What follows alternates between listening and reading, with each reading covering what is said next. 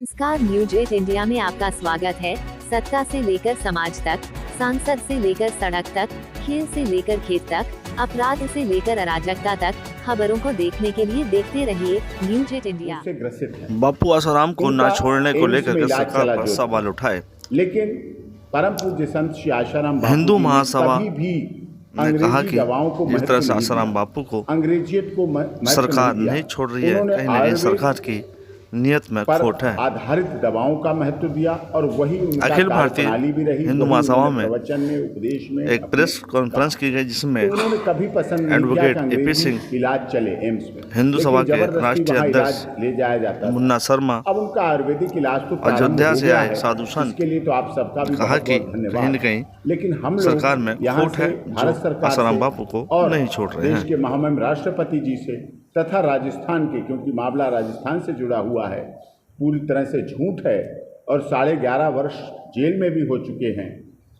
सारी चीज़ें सामने आ चुकी हैं, लगातार जेल में रहे हैं। उन्हें वो इस देश के ऐसे इकलौते अंडर ट्रायल प्रिजनर और कन्विक्ट हैं जिनको 1 घंटे की भी पैरोल नहीं दी गई। अपमान नहीं सहेगा हिंदुस्तान, हिंदू संतों का अपमान नहीं सहेगा हिंदुस्तान, हिंदू संतों का अपमान नहीं सहेगा। आसाराम बापू जी को बरसों से जेल में बंद कर दिया गया है। आप सबको पता है कि उनके साथ कितना बड़ा षड्यंत्र हुआ है। सनातन संस्कृति के बहुत बड़े संत हैं आसाराम बापू जी। सनातन धर्म का प्रचार प्रसार खूब ज़ोर शोर से करते थे। हिंदुओं का जो धर्मांतरण हो रहा था उसका खुलकर विरोध करते थे।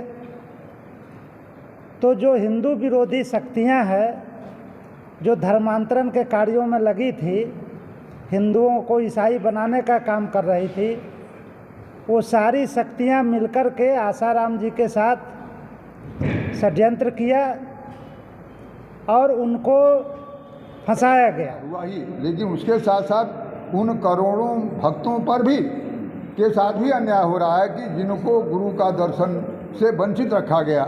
इसलिए यह केवल बापू जी ही नहीं बल्कि करोड़ों जो भक्त हैं उनके साथ भी उनकी भावनाओं पर कुठाराघात हुआ है।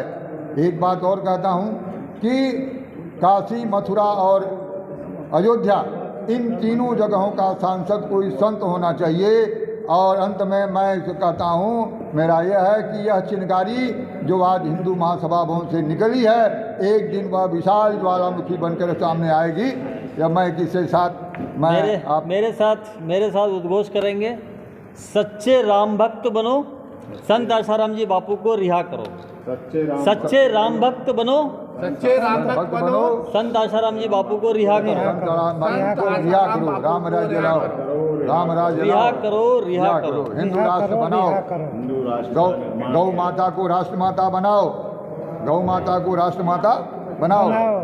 हिंदू धर्म की, भारत की नींव रखने वाला संस्थान है, जिसने उस समय जब धर्म का विलोपन हो रहा था तब ये नींव रखी गई। और ये नींव भारत के इतिहास की, भारतीय इतिहास में उस नींव पर आज पुनः हम लोग इकट्ठे क्यों हुए, यहाँ से प्रेस करने का मौका है कि हिंदू धर्म पुनः संतों पर आक्रमण हो रहा है।